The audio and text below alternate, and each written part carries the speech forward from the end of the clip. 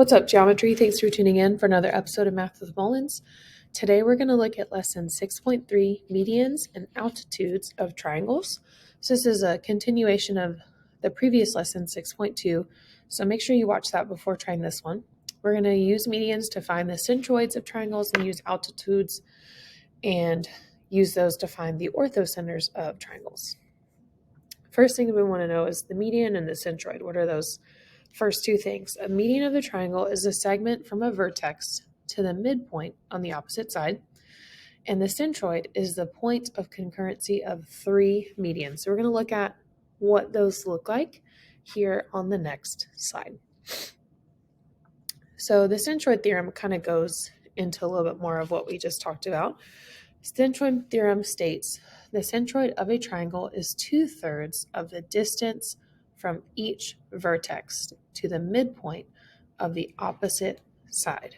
Okay, so when we think about it being 2/3 of the way across, that means AP is 2/3 of AE.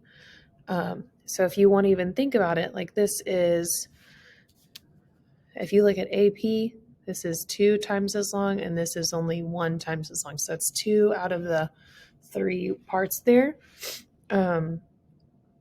The one that is longer, let's talk about this. Longer is the one is going to be twice the shorter.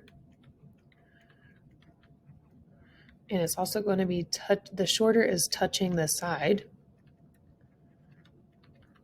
So like this one is shorter because it's touching the side, where the longer one is touching the vertex. Okay, so really that's just like a quick way to understand that. So if you look at maybe B to F, BP is the longer side and PF is the shorter side. BP is the longer side because it's touching the vertex. PF is the shorter side because it is touching the side. Okay, so what we're going to do here, it says in triangle RST, point Q is the centroid and SQ is equal to 8. So SQ is already notated with the number 8. What we're going to try to do is find QW and SW. Now, if we look back at this previous portion, the longer side is twice the shorter. So notice how, and the longer side is also touching the vertex. So if this is being touched by the vertex, that means the longer side is twice the shorter side. And right now we know the longer side is 8. So 2 times what would give me 8? Well, that'd be 4. So that means QW should be equal to 4, which means if QW is equal to 4, SW, the entire thing, is just 8 plus 4, which is equal to 12. Okay? Let's look at another one, but now we're going to talk about the coordinates of the centroid and then try to figure out where those points could be. The first thing we're going to do is we're going to label and plot the following triangles. So let's go ahead and take a moment and pause the video here and plot your triangle in your coordinate plane. All right, so here we have our triangle, and I inserted a line here just so we'd have straight lines for the sake of this purpose. So it says find the coordinates of the centroid of triangle ABC with the vertices A, B, and C. So the first thing we want to do is we want to be able to find the midpoint of one of these lines. So let's do the midpoint of AB.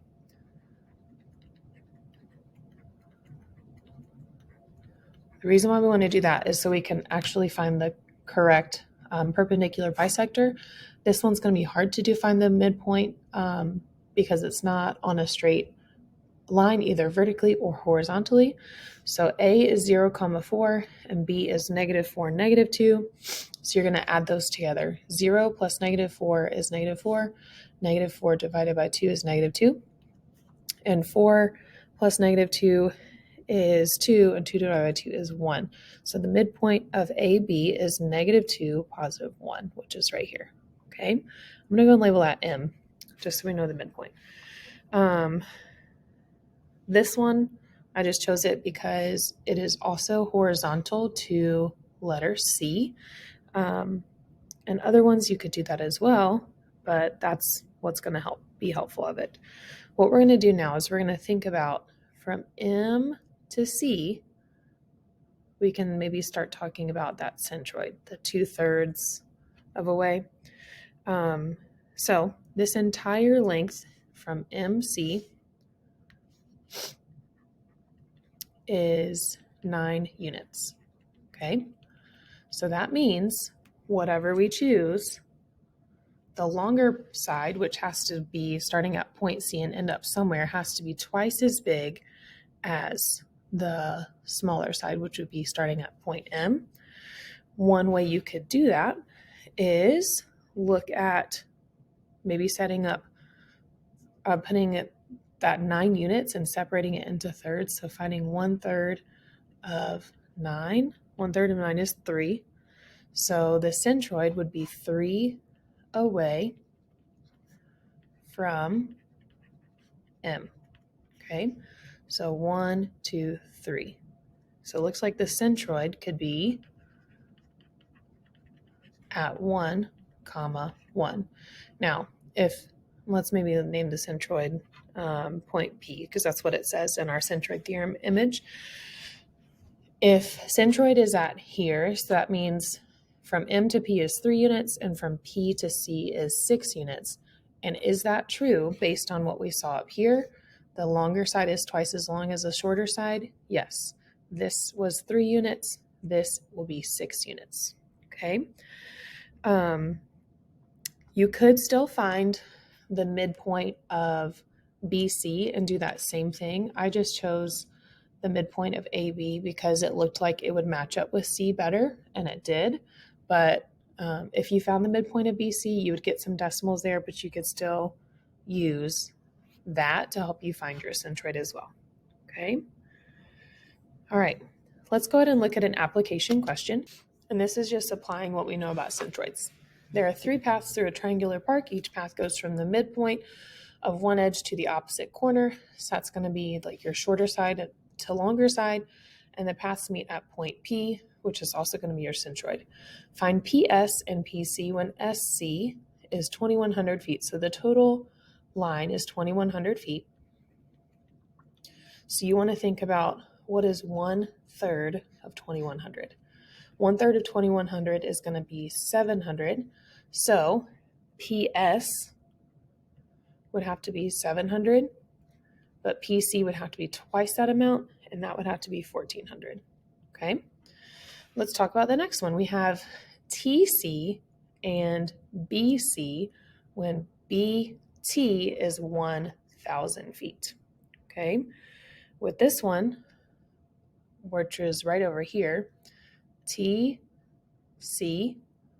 and BC when BT is 1,000. So if BT is 1,000 feet, it looks like TC would also match that because this is the perpendicular bisector. So TC would also be 1,000, and then BC would be equal to 2,000. Okay, and the last one, PA and TA when PT is 800 feet. Okay, because PT is 800 feet, that's the shorter side. PA has to be double that. So PA is 1,600, whereas TA is just adding up everything. 1,600 plus 800 is 2,400. Okay. Let's go ahead and look at our second portion of notes, and let's talk about the altitude of a triangle. So the altitude of a triangle can be found using the perpendicular segment from a vertex to the opposite side or to the line that contains the opposite side. We're going to look at an image on the next slide here to kind of help show that, and we're also going to talk about the 3 types of orthocenters to help us find those altitudes. Okay, so the orthocenter is when Sorry for that. Orthocenter is when the lines containing the altitudes of a triangle are concurrent, meaning they're going side by side, and this point of concurrency is the orthocenter of the triangle. So the lines AF, BD, and CE meet at the orthocenter G. of ABC. So you kind of see how the orthocenter is kind of off to the side here. We have 3 types of orthocenters, and it's kind of going along the same lines of our 3 types of triangles. We're going to have acute, right, and obtuse. Okay, so I'm going to do my best here to draw those. Acute is kind of what we see up at the top. We've got one here, and then one here. And then these are going to be right angles and point P.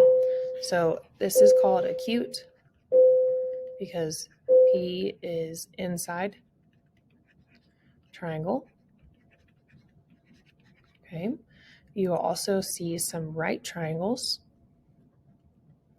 And with this one, there's only one that can really happen. Point P is going to be here, and this one is on the triangle.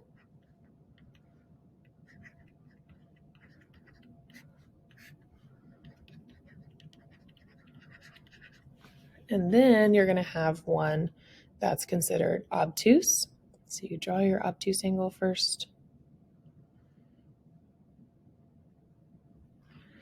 And in this case, when you start to draw your lines, they're going to end up on the outside of the triangle. Okay? So like this line can go from here to here. But then you're going to have some other ones that are not necessarily going to end up in the same portion. Your other ones may end up going. Your obtuse triangle is a little bit harder to see. So you would start by going through 1 vertices, but again, remember you have to make all of these 90-degree angles. So this one, when you start going here, it's going to create that 90-degree angle here. And then this one can continue going this way to create a 90-degree angle here. So all 3 of them can connect up here. So obtuse, because P is outside triangle. Okay. All right, let's go on and try this one. The first thing we're going to have to do is plot our points, and then we're going to talk a lot here about finding the slopes of each one of these. Once we find the slope, that's going to help us draw our lines and then figure out where our orthocenter is. So let's go ahead and plot our points first. Okay, so here are our points. The next thing we want to do is we want to find the slope of each of the following segments. So we're going to find the slope of DE, we're going to find the slope of EF, and we're going to find the slope of DF. Okay, DE, you would just take your points, find your changes in Y over your changes in X. So DE, I go from 6 to -2, so that's 8 over 0 to -4, that's -4. Sorry, that should be a negative, or a +8 and a +4. 8 over 4 is equal to 2. So the slope of DE is equal to 2. Slope EF, we go from 6 minus -2, that is 8. And 4 minus -4 is 8 again. So we're going to have slope of 1 for EF. And then slope of DF is 0. If you look at it, it's 0, but if you wanted to plug in your numbers, you do 6 minus 6 for your Y, which is 0. 0 minus 4 is -4, but that's just going to give you 0. Okay?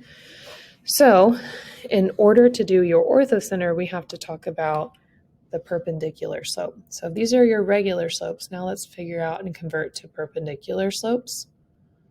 You can use the symbol for perpendicular. Perpendicular slope of 2 should be -1 over 2. Perpendicular slope of 1 should be -1. And then perpendicular slope of 0 over -4 would be -4 over 0. So it would just be undefined. That one was kind of tricky, which needs to be vertical. Okay. Now, DE, let's start with that one. DE is going to need to go through point F. So if you take point F and you're going to try to do a perpendicular slope of -1 over 2, we're going to try to show that here in our next color. So here is point F, and a -1 positive, or -1 over 2 slope is going down 1 over 2. Okay, so to continue this slope on the other side, because I'm running out of graph on the right side, I'm going to go up 1 over 2, up 1 over 2, up 1 over 2, etc. Up 1 over 2. Okay, so again, I chose the perpendicular slope, and it's going through point F because that's across from DE, because I needed to create that 90-degree angle. Okay, I'm going to do a new color for each one of these, so hopefully that helps kind of your brain see it. Now let's do EF. EF is here. It has to go through point D, and my slope should be -1. So that's down 1 over 1, down 1 over 1, down 1 over 1, down 1 over 1. Let's do some points over here too. Up 1 over 1, up and over, up and over, up and over. And you should notice that all of these are going to connect somewhere. So we're just trying to pick a point where they're all going to connect. So right now, 2 out of the 3 lines are connecting at this point right here, which is -410. So I bet you our last point would also create that connection there. Again, here's my 90-degree angle I made. And then DF has to go through point E since that's opposite. Let's use hot pink. Starting at point E, that's a vertical undefined slope. So that one's just going to go just like this through point E, and it does also create that intersection at -410. So my orthocenter is -4, 10. Okay. Last little bit, tell whether the orthocenter of this triangle is inside, on, or outside the triangle, then find the coordinates of the orthocenter. J, -3, -4, K, -3, 4, and L is 5, 4. Okay. What I would do here is I first would try to find your slopes to see if they have a perpendicular slope somewhere, because that means it would be considered a right triangle. And if not, then it's either going to be acute or obtuse. So let's try that first. So let's find the slope of JK and the slope of KL.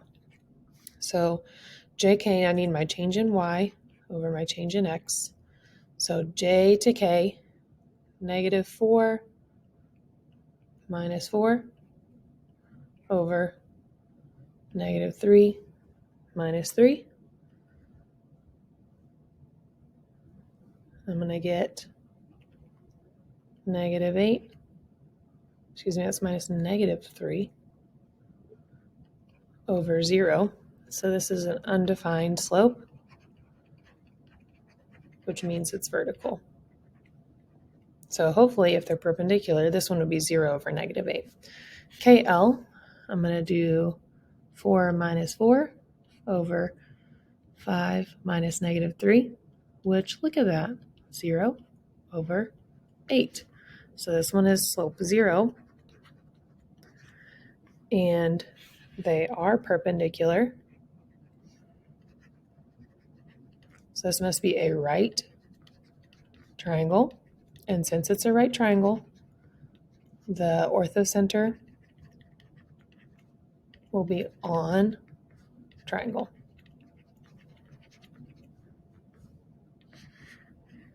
Okay. Next, it says find the coordinates of the orthocenter. So what we can do here is we can take our slopes and try to figure out where they're going to intersect.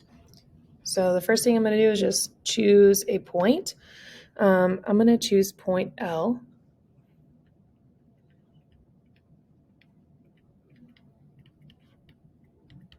Okay. When I look at point L, that is currently at 5, 4. So what I'm going to do is plug that into my y minus y1 and x minus x1, so my point slope form. So I'm going to have y minus 4 is equal to my slope of 0, and then y minus, or x minus 5.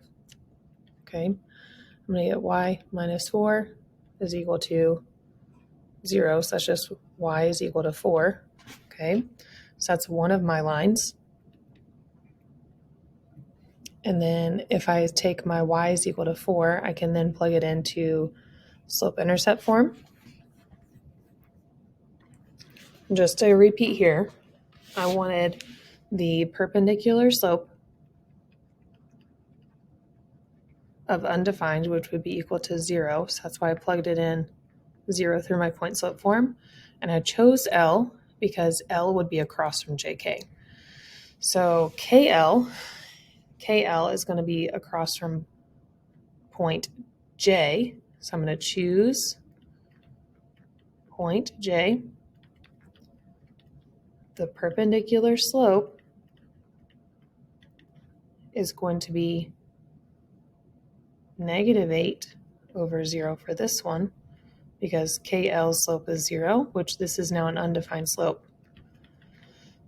So you can't actually plug it in. So the only way to get your x value here is if you plug that in to your original problem, you're going to get x is equal to -3, because -3 is your J point. Okay. The reason why that would work is because you can't necessarily plug in a y either. So if x is equal to -3, and again, I just use the -3 from point J because if I have an undefined slope, then I can't plug that into point slope form. My intersection point would be at x being -3 and y being at 4. Okay.